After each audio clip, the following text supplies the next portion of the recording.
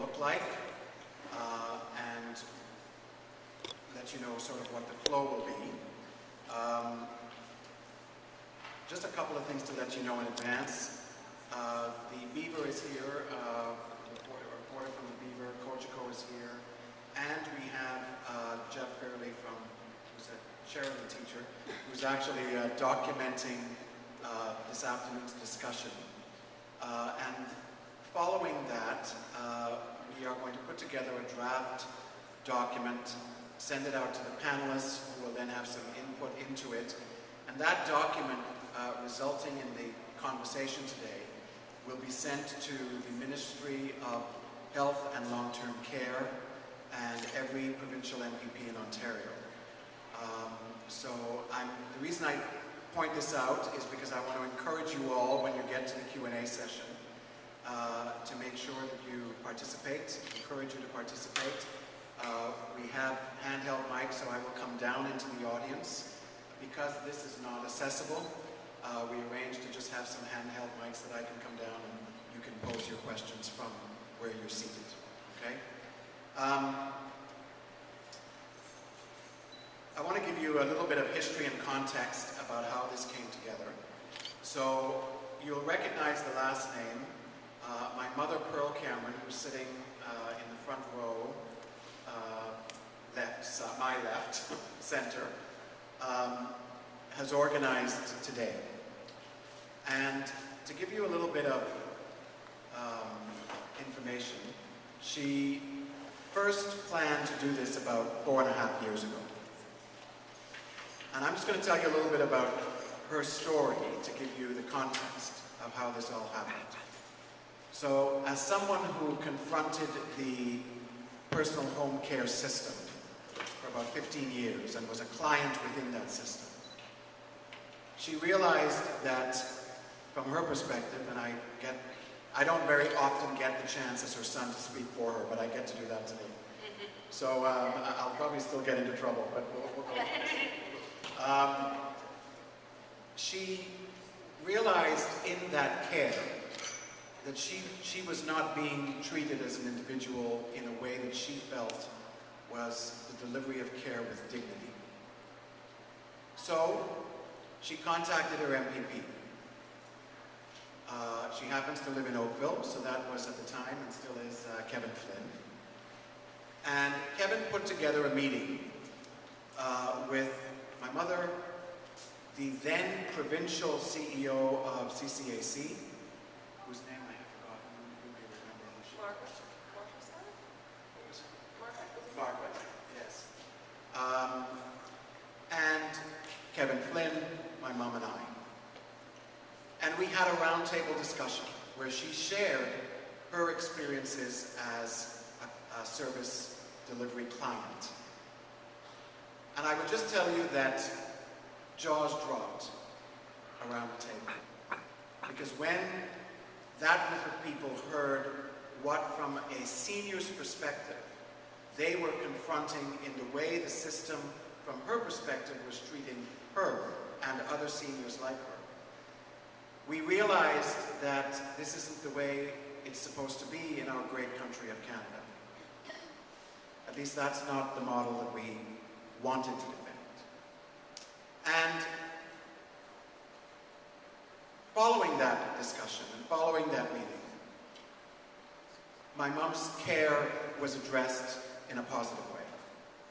So changes occurred around some of the issues that she felt where she was not being treated in a dignified fashion. Within, I would say, probably 3 weeks to a month, had all been resolved. And we can get through what some of those issues were as we have the discussion. But what that told her was, okay, so I was able to get a meeting with the MPP and with CCAC and with some stakeholders, and I was able to advocate for changes in my care. What about all of the seniors and people to whom this care is delivered, who do not have that voice? So she asked at the time an MPP to hold a forum like this one. And we actually had the conversation with John Rafferty, who's here from CNIB, because my mom is actually a CNIB client and has low vision. And we negotiated for, I would say, probably 2.5 years around the holding of a forum like this. Suffice to say, it never happened. And I suppose we may have been a bit naive to think that sitting politicians are necessarily the best ones to put something like this together, right? So Mum didn't take no for an answer, and then she decided at some point to keep plugging, and I have to, sort of do a shout out to her parish, because she happens to go to St. Matthew's Parish in Glen Abbey, and she said, I'm just going to go to my parish and ask them if they can help fund such a discussion. Immediately, the interesting part from is Father Mark Gatto, who said, Mrs. Cameron, you have no idea how many seniors call our office on a weekly basis in desperation because they don't know where to turn to address this issue. And as part of the Ecumenical Council, he said, I know that as parish leaders, we hear this all the time from every single denomination. So Mum, of course, in her advocate role, immediately said, well, all right, that's great. I'm glad that you will help fund it.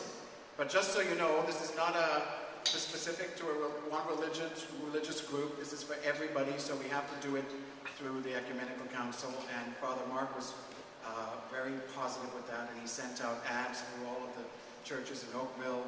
The parish paid for an ad in the Beaver. Jill Davis, as the editor for Metroland, spoke to Mum and arranged for an interview to promote the event. So we got the word out that this was being held. But I wanted you to know how it all came together and what the reasons for today and how it occurred. So the purpose of today is to enable seniors and their families to share their experiences related to publicly funded personal care and support with the organizations involved in the provision of those services, and with some who we believe should be involved in the provision of those services. This event focuses on the issues faced by seniors with special needs or disabilities, such as Alzheimer's disease, vision impairment, physical challenges, and other illnesses. Today we hope to discuss the issue they face under the current service delivery model and offer suggestions for how their needs could be met more effectively.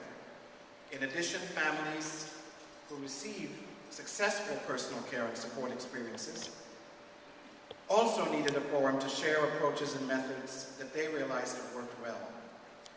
The objective of this forum, therefore, is to gather ideas for recognizing and championing what is working well,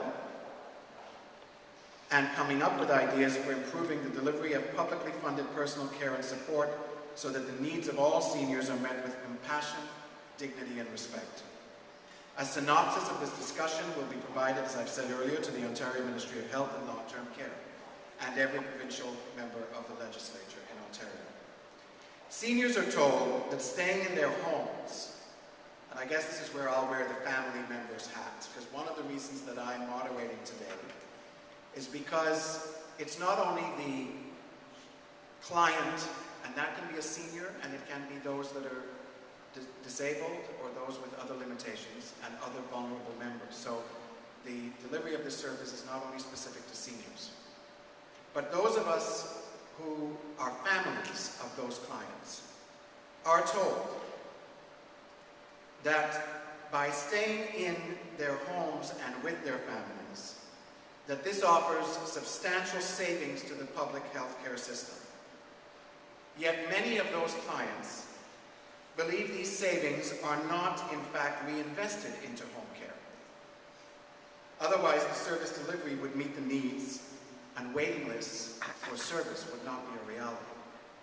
So the message from our perspective that we're throwing out there, and this is in Mum's voice, is that we have to get a message through our provincial elected representatives and also the federal level to make sure that the CCACs across the province have the dollars that they need so that no one individual is waiting for care, and that more importantly, when they get that care is delivered with dignity and compassion in a way way that we as Canadians would be proud of.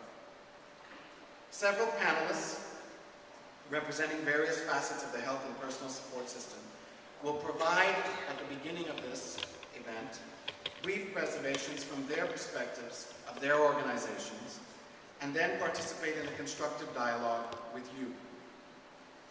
The panelists, who I will introduce in more depth in a minute or so, just to run through who they are, will be John Rafferty, National President and CEO of the Canadian National Institute for the Blind, to my left, and going towards the right. Mary Burnett, CEO of the Alzheimer Society of Hamilton Halton. You get to say hello over there. Thank you. That's okay. Carolyn Brereton, CEO of the Mississauga Halton Community Care Access Centre, otherwise known as CCAC. Laurie Payton, owner of Nurse Next Door, which is a private delivery service. Mary Gavell, Director of Navigator and Patient Advocacy for Eye Care Home Health Services, also a private organization. And myself as moderator. As I've said to you, the driving force behind this event is Pearl Cameron, a senior Oakville resident who has received personal care through the system for more than 15 years. As a vision-impaired senior, she has faced many challenges in securing the care and support that is appropriate for her needs. By organizing this forum, she hopes to provide constructive community feedback to the provincial government so that personal care and support services for all seniors and all client recipients with special needs, and specifically those who are vulnerable, are delivered effectively. So I'm going to provide you a brief bio of each of the panelists. John Rafferty joined CNIB in March of 2009 as the organization's 8th president and CEO, with a goal of combining his business background with a strong desire to give back in his career. Achieving social equality for Canadians with vision loss is one of his passions. John has a particular interest in creating a vision healthcare plan for Canada and improving employment issues for the blind and partially sighted Canadians. He envisions a national vision health plan as a key priority for Canada's aging population. In 2003, the Government of Canada made a commitment to the World Health Organization to develop a national vision plan by 2005, a commitment later renewed in 2007. And I quote, "The need for a national strategic and coordinated approach to vision health is crucial for the well-being of all Canadians," says John Rafferty. I can only assume that we're still waiting for that plan. We are. So John will come up and we'll introduce them in the order that I'm going to present them today to make their presentations. I thought it would be more effective to run through everybody, if that's okay. Mary Burnett, Chief Executive Officer of the Alzheimer Society of Brant, the Alzheimer Society of Halton and Norfolk, and the Alzheimer Society of Hamilton Halton, possesses over 25 years of senior management experience in healthcare, education, and social services. Recognized as an innovator and creative thinker, Mary has won multiple awards for her leadership and team-building skills. As an educator, Mary has taught all levels and ages from preschool through university. A lifelong learner, Mary holds both bachelor and master's degrees in education and completed her Master of Health Science Administration at the University of Toronto in 2003. Mary is actively involved in the community and believes in giving back through volunteerism. Her recent volunteer efforts have focused on successful grant applications to various foundations for a non-profit organization that serves children and youth. Welcome, Mary. Carolyn Brereton, to her right, a dynamic and senior healthcare executive with 15 years of leadership experience. Carolyn became Chief Executive Officer of the Mississauga Halton CCAC in May of 2010. She came to the CCAC from Leading Edge Group, where as the Senior Healthcare Consultant, Mary was responsible for business development and strategic planning for the Canadian Healthcare Division. Previously, sorry, I said Mary, Carolyn. My first name is Mary. It's Mary, so I'm mixing it up. Okay. Previously, Mary worked with Trillium Healthcare Centre for more than a decade, holding various senior level positions, which culminated with her tenure as Vice President, People, Corporate and Clinical Support Services, a portfolio that managed 850 staff in corporate services, clinical support services, and human resources. Laurie Payton, to her right, is now entering her 25th year as a registered nurse and has been a registered respiratory therapist for 20 years. She's one of less than 10 people in the province to hold licensure in both professions. She began her nursing career at age 21, providing care for 500 maximum security male inmates at the Kingston Penitentiary. So I'm sure she has some interesting stories to tell. Since 2008, Laurie and her husband, Christopher, have been proud owners of Nurse Next Door, home care services in Oakville and Burlington. Laurie and Christopher, who is an engineer, were inspired to leave their careers and bring Nurse Next Door to their community after Laurie's mother was diagnosed with ovarian cancer and began needing care herself. Since that time, they've been able to make lives better for thousands of clients and family members in the Oakville and Burlington community. And the name that is apparently stuck in my head, Mary Gavell, is currently the Director of Navigator and Patient Advocacy at iCare Home Health. She's an expert in patient relations, healthcare risk management, patient safety, and privacy. She has worked in various positions, including Senior Advisor Patient Relations at Trillium Health Partners, Chief Privacy and Patient Relations Officer at Women's College Hospital, and Director of Risk Management and Patient Relations at Rouge Valley Health System. She has held a lengthy career working in the areas of patient relations, risk management, patient advocacy, and privacy in both acute care and mental health facilities, which has given her a broad understanding of the complexities that face patients and healthcare providers within Ontario's healthcare system. Mary is on the faculty of Osgood Law School, continuing education, and is a member of the Ontario Trial Lawyers Association. So ladies and gentlemen, as you can see from that brief background, we have a very distinguished panel and a very informed, well-informed panel. So with their help, we're hoping that we will have a productive afternoon. And once again, I will just do a shout out to when we get to the Q&A. If this is going to work, we're going to need your voice added into this discussion as well. So I will close my remarks by introducing our first panelist, John Rafferty, CEO of CNIB.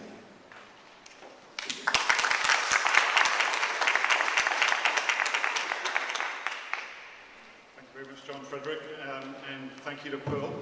I think I made a commitment to be in front of this group 4.5 years ago, and been working with Pearl ever since to hopefully make this a productive afternoon.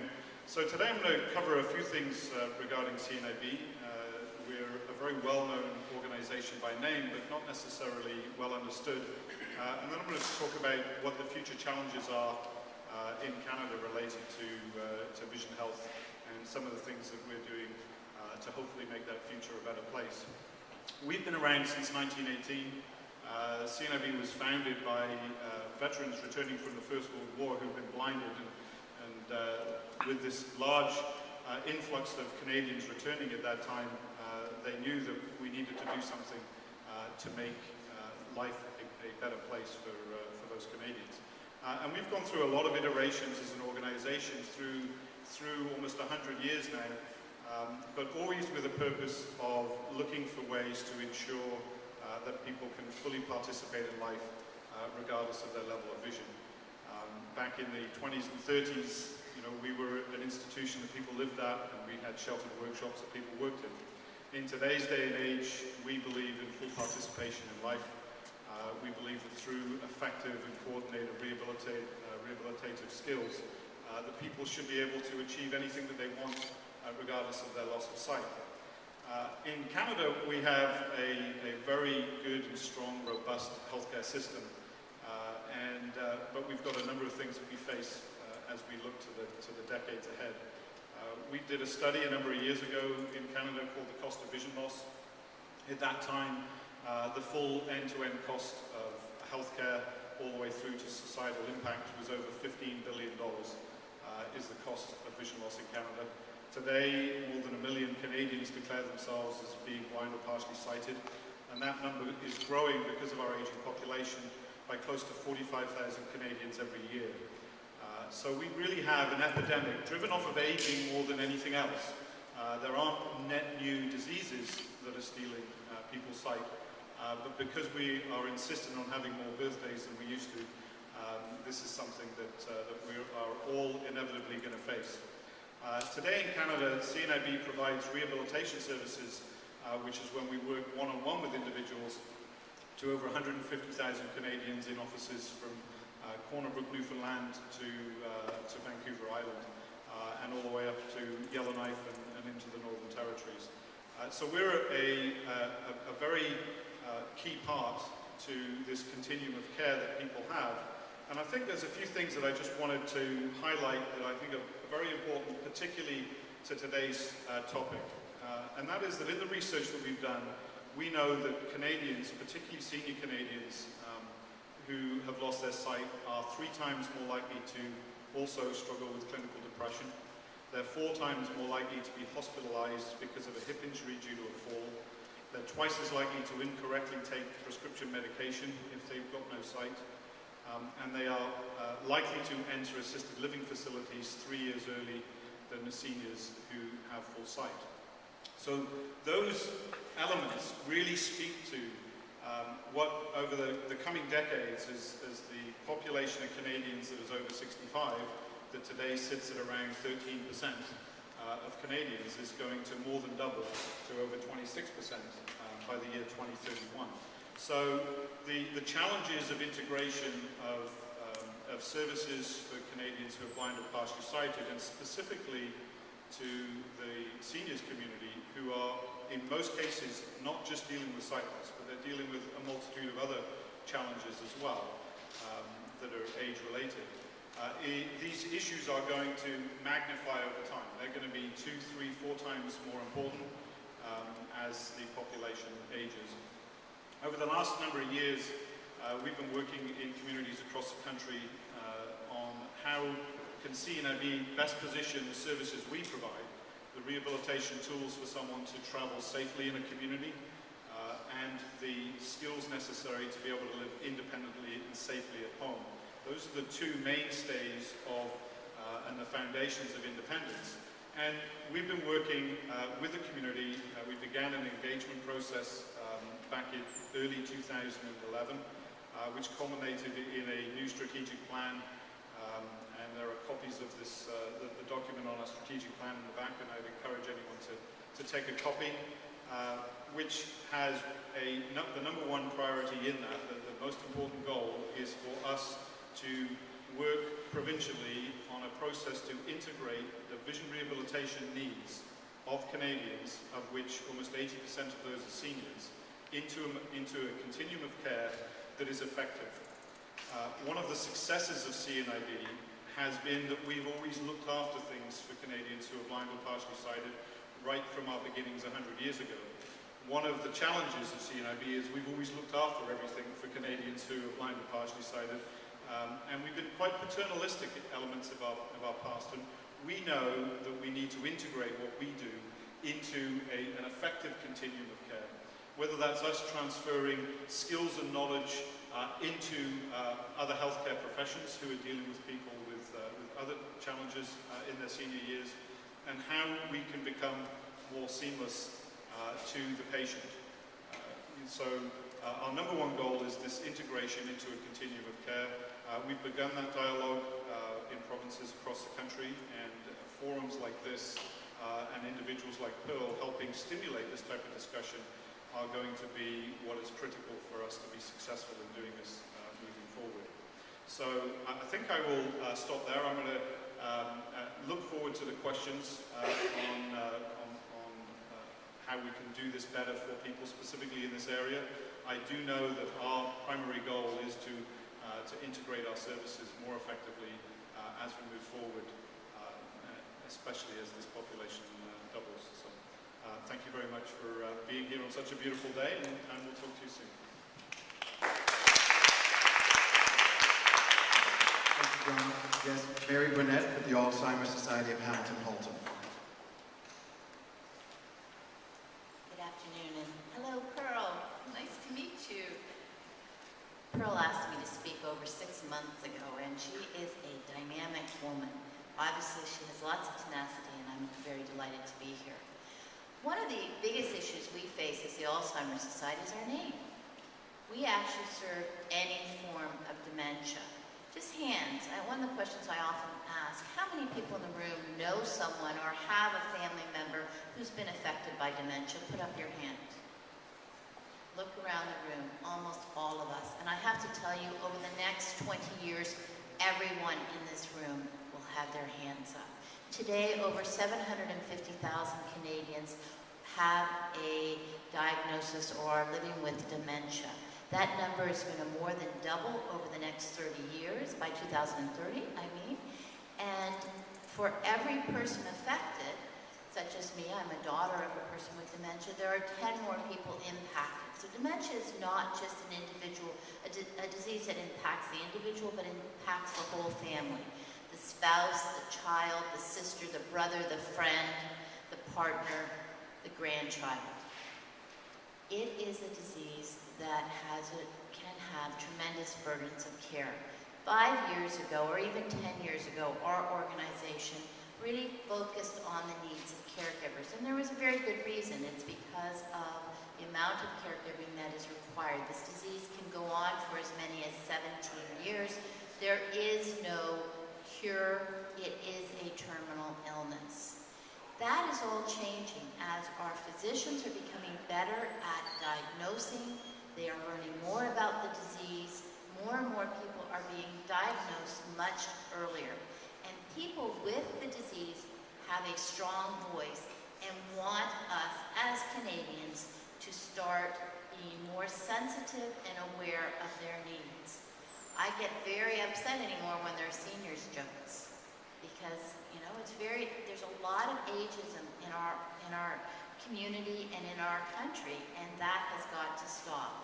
Living with dementia is not an easy journey, but it's one in which many people are doing and doing well. What do the people, in this community alone, there are 7,900 people living with dementia, so you multiply that by 10, that's about 79,000 people across the region of Halton who are impacted by dementia. People are telling us they want to stay in their homes. That's not a surprise, and I'm sure many of the older adults in this room feel the same way. But in order to stay in their homes, they need support. They need in-home respite, and they need new models of care. So one of the things that we are actively doing is forming groups made up of recipients of our service to determine the future directions of our services. So here in this community, for example, the care partners and the people with dementia have said, we need respite. So I'm glad we have people from the CCAC and some of our home care providers here today. They don't necessarily want to go into long-term care. Long-term care, unfortunately, is often the end path for many people on this disease. And while we have lots of really good long-term care homes, we need new models of long-term care. At the end of the disease, individuals with dementia, if English is not their first language, often go back to their native tongue. We do not have great capacity across our system to serve individuals in their native language. So it's not unusual for us to hear very sad stories of individuals who've been misunderstood in a care setting because they're speaking in their mother tongue and people don't understand what they're saying.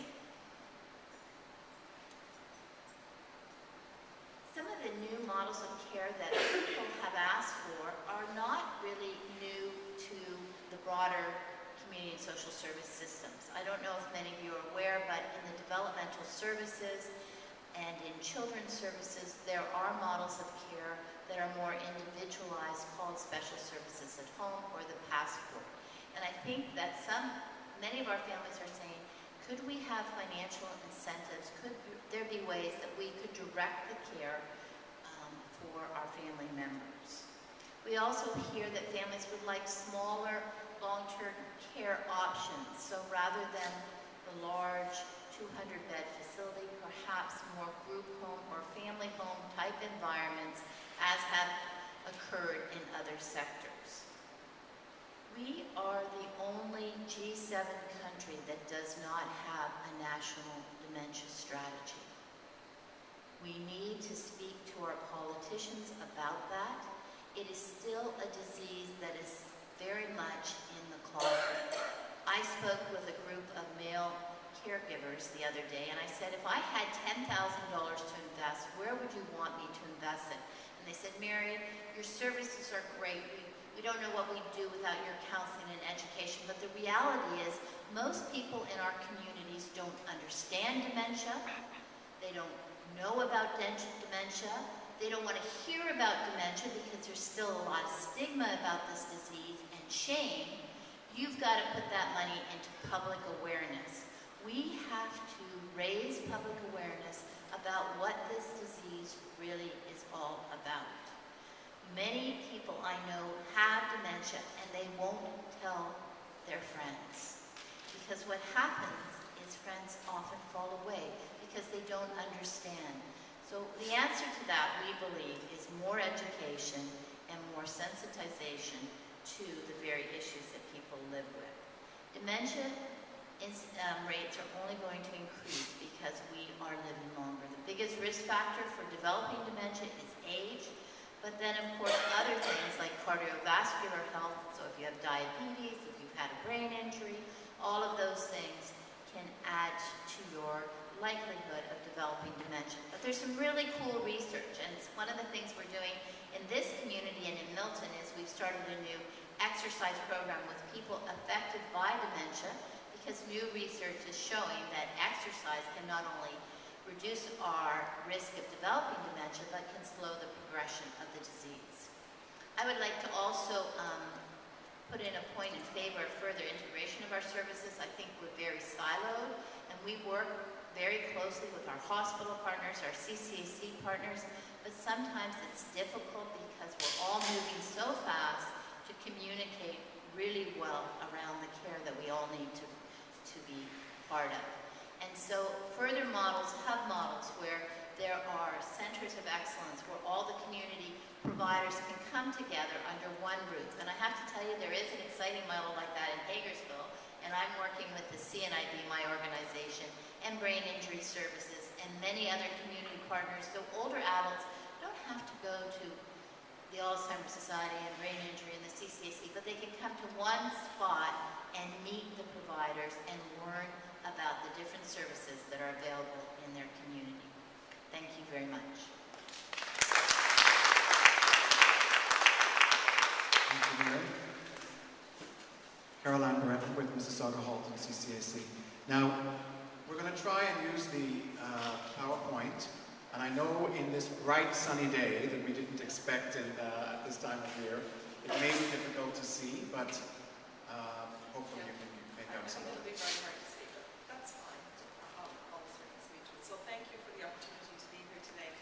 I'm just listening to my colleagues speak first. We can't hear you. Thank you for the opportunity to be here today. I'm delighted to be here and talk about the work of the CCAC. I'm struck by the opening comments from my colleagues who've spoken ahead of me to understand that we're all facing many of the same challenges and seeking the same solutions for all of you who are the residents of this area. I have been in healthcare all of my life.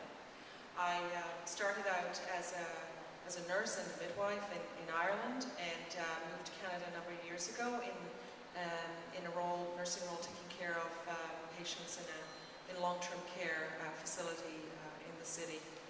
And worked, but most of my leadership career was spent in hospital care and heard about the needs of community. And when an opportunity came along to explore leadership in the community, I really thought I want to try this and see what it is that's so challenging about the way in which care is lived in the community. Because from an acute care perspective, what I heard a lot about was the challenges of having patients go home and the challenges that they faced. And certainly it's been very eye-opening for me to understand the challenges of both hospital and community care, the patients who move through the system, the experience they have, which is not always the best, and just how much the providers, the staff who work in hospital and community care, broader community outside of ours, are all trying to do the right thing, but in a system that's not really set up to help us be the best that we can be. So a little bit about what we're here to do. And how we fit in. We are funded through the LIN, the Local Health Integration Network, the Mississauga LIN here, through funds from the Ministry of Health and Long-Term Care. So So we're fully funded for the services that we provide. There's no payment that's required by you for services that you receive through the CCAC. But we're relatively unknown. It was interesting to hear my colleagues talk about the same thing. We're relatively unknown because community care was not initially part, it isn't really even now, covered in our Medicare Act. And so the evolution of community care has been challenging over the years as hospital care rapidly grew and as resources became constrained. It was understood that move to community care was what leading practice health systems did in other jurisdictions, but also that patients did not want to spend long periods of time in hospitals. It wasn't the best for them. And that over time, hospitals aren't the best places for patients to be when their acute needs have taken place. They need to be close to family, need to be close to community. And so community care has evolved very quickly, but not always through thoughtful design of what's best for the patients and their families. So we work across the Mississauga-Halton region. There's about 1.2 million citizens in this region that we have to be able to respond to in terms of their care needs. We work very closely with our hospital partners. There are two major hospital corporations that we work closely with, and with our community services and mental health and addiction agencies. And in this region, we have a very rich support network of community agencies and mental health and addiction agencies. There are many of whom are grassroots agencies that have rolled through volunteerism over the years. And we have about 24 long-term care homes here and one CCAC per region.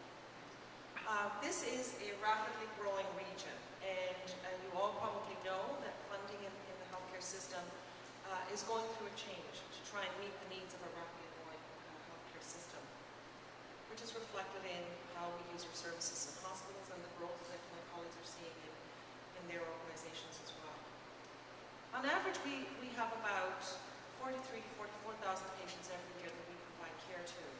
So we touch about 1 in every 28 residents in our region. And every month, every day, every month, there's about 12,000 patients in our care who are receiving care every day, because patients and families who need care in the community need care for a long period of time. And so many of those patients do stay with us for weeks, months, and years. And we provide care to children at school, in home, and adults in the community, and patients who come from hospital. 97% of the patients who receive our care say that they value the care and would refer their family members to the care that they receive for us. But we, like everybody else in the healthcare system, are going to be significantly challenged. 16 years from now, in the year 2020, and I say that, or 2030, people think 2030 is a long time away. It's not. It's only 16 years away. I may not be in the system by then, but many of you will be in the system, leading in the system, and many of us here will have family members who will need care. The number of residents in Mississauga who will be 75 and older will increase by 143%. That's huge. Right now, residents 75 and older are the largest portion of the patients that we provide care to. So that's significant. What's important and what we've learned is that unless we plan for our own individual care needs early, the system is not often as responsive as we would like it to be to meet our needs when we're in a crisis. And unfortunately, most of the patients that we provide care to come to us in crisis. There's been a major event that has resulted in them being in hospital unexpectedly. They've had a dementia diagnosis, they've had a stroke, they've had a cardiac event, they've had a cancer diagnosis. And many have not thought about what they would like for their healthcare needs as they get older.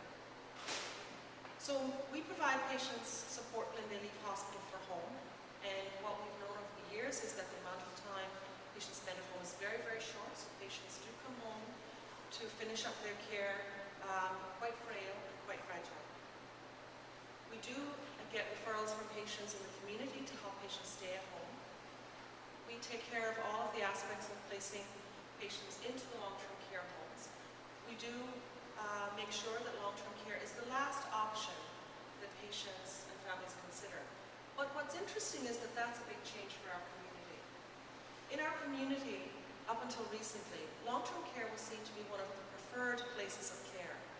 And it's only in recent years that patients and families have started to really express that long-term care is not where we'd like to have our final days, except under exceptional circumstances. We want to be cared for at home.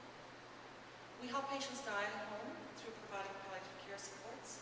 We connect patients with family doctors, and we've been doing much better in our region about improving the access to family care.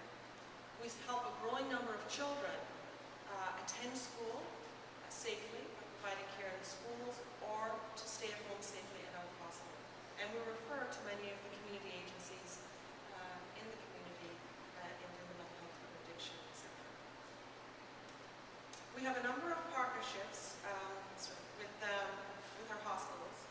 We know that the transition from hospital to home can be very challenging, and patients and families will often leave home and say, I was not prepared for how much time and attention it's going to take for me as a daughter, as a wife, as a husband, to help at home. So we're working with our hospital partners to help prepare families and patients better for moving home.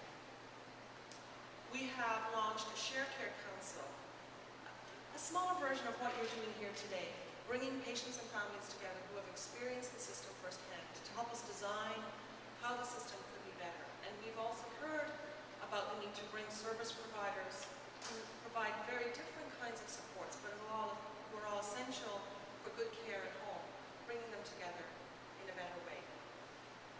We're doing more work with our physicians, and some of you may or may not know about our health links. So what we have learned, I should say, when we talk about care at home, we haven't really done comprehensive planning for care at home as a system. Healthcare has been very focused, and appropriately so, over many years on what needs to take place in hospital care, what do our physicians need to be successful providing care. And really, we didn't pay a lot of attention to what needs to happen at home. And for the first time, this region, this LHIN and its partners are coming together with our Central West LHIN to look at capacity planning for the community. We've had input from patients and families, we have input from physicians, from community service agencies, from the CCAC, from staff, to understand what we need to do better. And what we know is that planning at a big system level for 1 million residents is not the best way to do things. Families want to have care close to home. So the concept of community hubs that was spoken about earlier is very important. And what I was really pleased to see is that our minister in his mandate letter has been charged with creating those community hubs where providers do come together. Regardless of how we're organized, let's make it better for patients and families. And we're working very closely with our physicians in that model of local care. And we've just introduced a concept called the healthline.ca, which is a one-stop shop for finding out what's available in the local community. Right now, most of what is on our Mississauga healthline.ca is what is publicly funded through our healthcare dollars. But what we know is that our patients and families want choices. They want to know what other sources of care and support are there. So we will be expanding that to include others who are not part of the open funded system, so that families and patients know what the comprehensive type of services are that's available.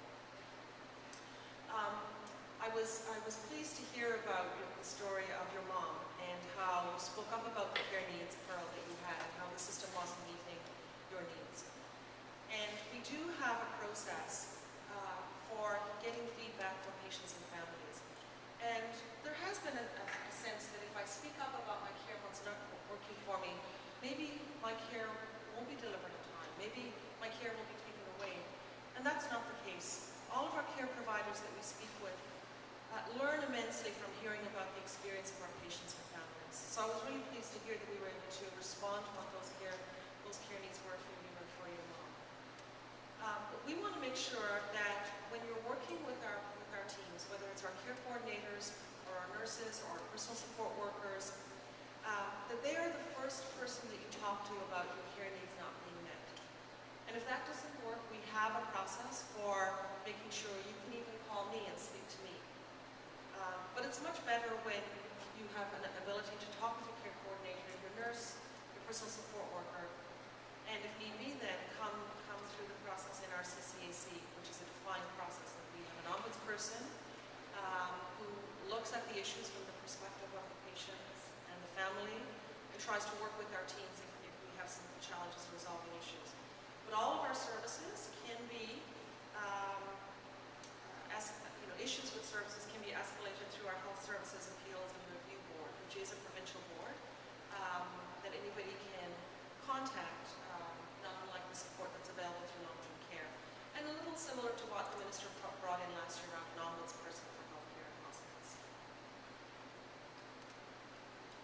There is an incredible amount of informal care that takes place in this community. And again, we're starting to actually quantify what that is. And in your remarks, you talk wonderfully about how does the informal caregiving get recognized in our community. So we're starting to quantify that. Because in home care, the way we do our assessments is we not only look at the clinical care needs, what's your need for medication, what's your need for a dressing to be changed, but also what are your psychosocial needs. And what are the support systems that you have as well.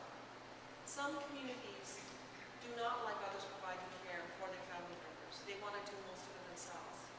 But they do need help. Families need help, they need a break, they need respite. So we are starting to look at what is all of the informal care that's delivered in our region. And we do know that a lot of families contribute a lot of hours to care here. And we will be able to use that as we talk with our MPPs, as we talk with our minister, to say how are we going to address this, because family members get tired, children move away, and that support from families through informal caregiving won't always be there. So we do know that we have to do some work with our partners in the system, with our Ministry of Health, to understand how we can address that growing issue of caregiver burnout. But we do want to recognize the great contributions that families, friends, volunteers, and neighbors make to helping patients stay home safely where they want to be. So for 5 years now, we've had our Heroes in the Home celebrations. You might have heard about them. Has anybody been to our Heroes in the Home celebration? Well, they take place across our region, and we recognize family members, volunteers, paid and unpaid caregivers. It could be your PSW, your nurse who's coming in every day, your neighbor who helps you with your chores. Recognizing those wonderful people who help all of us be successful in keeping patients and families safe at home. So I'm delighted to be here to answer questions. I'm sure many of you have experienced our system, are on our services, and I'm very happy to answer any questions that you have.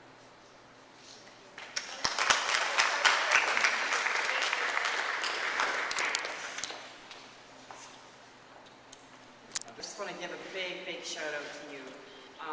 Your incredible, phenomenal, I guess, advocacy and persistence in organizing today's forum. Forums such as this are extremely important and giving voice to the challenges that are faced by the seniors in our healthcare system. I can't say enough. And John Michael, I know you did provide a little intro to my background. I just want to give a little bit of highlight on that. I've spent 30 plus years in the healthcare system, and I've worked in public hospitals, mental health facilities, and something like Julie there. I actually worked in Oak Ridge Mental Health facility, which was a maximum security facility for psychiatric patients. I worked at the Queen Street Mental Health Center when they opened their medium security unit. And something that's not in my bio, as a young teenager not too long ago, I actually volunteered at the then Lakeshore Psychiatric Hospital. I used to go in on Saturdays and help patients write letters to family members. It was long before there was the ability for internet. So again, I've had a lengthy history inside the system, but they see that there's really no experience there's no experience like a personal experience. And 5 years ago, I lost my father. And in the process, even though I felt that I was very well adept, I had worked in the system, advocating and navigating for patients and families that would come through my office. I really came up against some roadblocks. My father was involved with home care, He was initially in a retirement home, then there was home care. He was sent off to a long-term care facility, which I don't believe should have ever happened. He was only there for a matter of 3 days, and then we ended up getting him into a palliative care facility, and it was a horrible, horrible experience, which just, again, I guess, my passion, it just sort of increased my passion around that sort of advocacy and navigation on behalf of the patients in our community. As John Frederick said, I have numerous certificates sort of in risk management, patient safety, and I've really, I've spoken, I guess, 3 times in the past 2 years at Queen's Park press conferences with respect to ombudsman oversight in healthcare. I really believe that that's something that needs to happen. I also speak regularly at the Ontario Hospital Association and the Ontario Health Information Management Association with regards to advocacy and best practices in dealing with the complaints process. My strong passion regarding the need for navigation and advocacy support in our healthcare system is exactly why I am here today. And I guess it's why iCare Home Health Service developed the iCare Navigator Division. I've been having discussions with Rick Manessa and Tom Allen over the past couple of months, and I really believe that there is a strong need for that. So what does iCare Navigator provide? So we provide support to clients to navigate the healthcare system and explore options.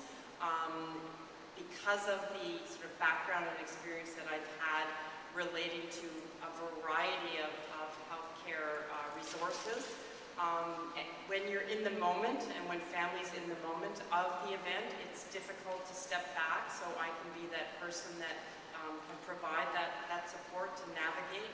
We advocate for clients to address concerns about their care, and education for clients and their families on specific healthcare laws and regulations. I do hold a certificate in healthcare law, so I very much know the legislation and what can affect care, but also knowing what our clients are entitled to, which they sometimes aren't aware of.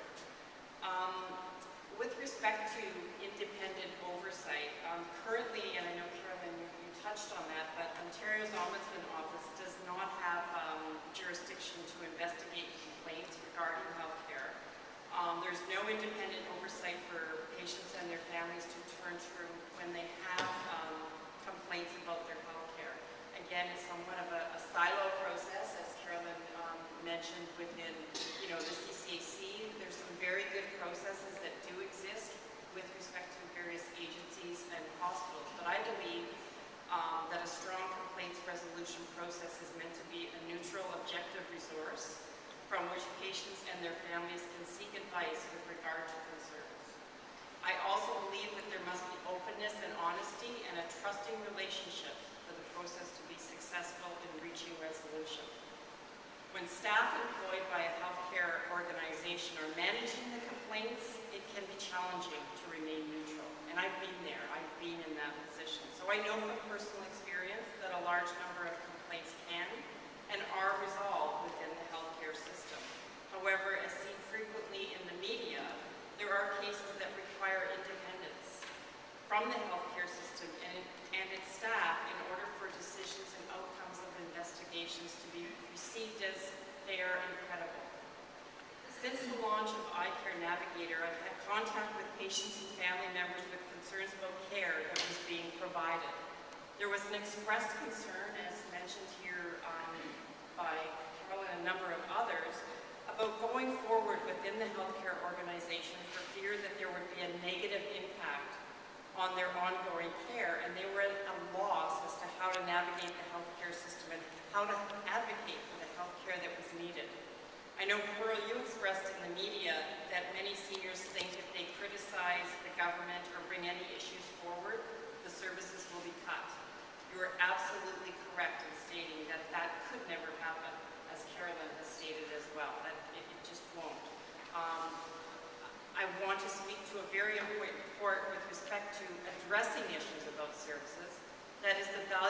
being proactive in raising concerns while the care is in process. My rationale, this gives an opportunity to resolve the issue and improve the patient experience. It's next to impossible to make up for care that should have been provided once it is no longer required. I completely understand the fear, and this is an area in which I am again passionate about addressing, and an area in which I assist through the advocacy service at iCare Navigator. I become that independent third party. Ontario's Liberal government, as Carolyn has mentioned, has introduced a bill that will provide for a health ombudsman who would operate inside the Health Quality Ontario, be appointed by and report to the Ministry of Health. I personally do not believe that a health ombudsman appointed by and reporting to the Ministry of Health will achieve what patients and their families are looking for with regard to a neutral, independent third party to listen to their complaints after they've exhausted the internal process within the healthcare system. Again, I really want to speak to the value of how important it is to address something as it's happening. And it can be exhausting for patients, but most often their family members, to try to sort of come up against those walls and argue. In terms of home care providers, I asked the question, how do private healthcare providers, such as Lori Patton has mentioned with Nurse Next Door, iCare Home Health, deliver excellent seamless service, become better integrated with the community care access centers? How do private healthcare providers work better with public healthcare providers? From the start of iCare Home Health Services, there have been discussions with the CCACs about how to become better, become integrated, and I'm sure, Lori, you see that as well. I mean, there's the private home care, but there's no integration at the moment. Care services. So my final point here today is to speak about what I feel is the lack of continuity in patient care. Whether it is from hospital to long-term care facility, hospital to home with CCAC services, hospital to home under the care of a family physician, pertinent healthcare information is not shared in a timely manner, I don't believe. And I guess I say that as well from a personal experience with my father. How can this be addressed? It can be addressed with what I like to call a personal health record. Often patients and their families are not aware that they have a right under Ontario's privacy law to have access to copies of pertinent consultation reports, test results, lab results.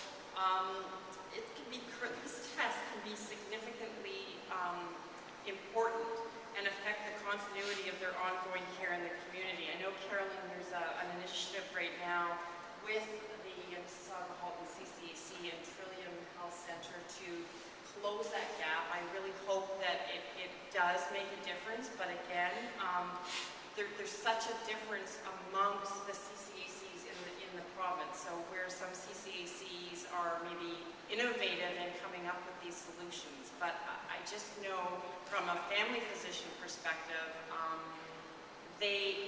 patients feel that these reports get to their family physicians, but they don't. I mean, but it's again the importance of having those records. And I know from certainly when the community care access centers, or certainly when personal private care providers are in the home, that there is a record and there's an ongoing and there's a continuity, but that flow from the hospital to those providers, it just doesn't happen. I also believe that there's a lack of communication between staff providing the services in the home and the public organizations that they work for, as well as the public organizations and the CCACs. Why is it that these types of communication breakdowns are not occurring with private healthcare providers? Again, as previously stated, better integration with the CCACs might assist in addressing the issue with respect to private healthcare providers.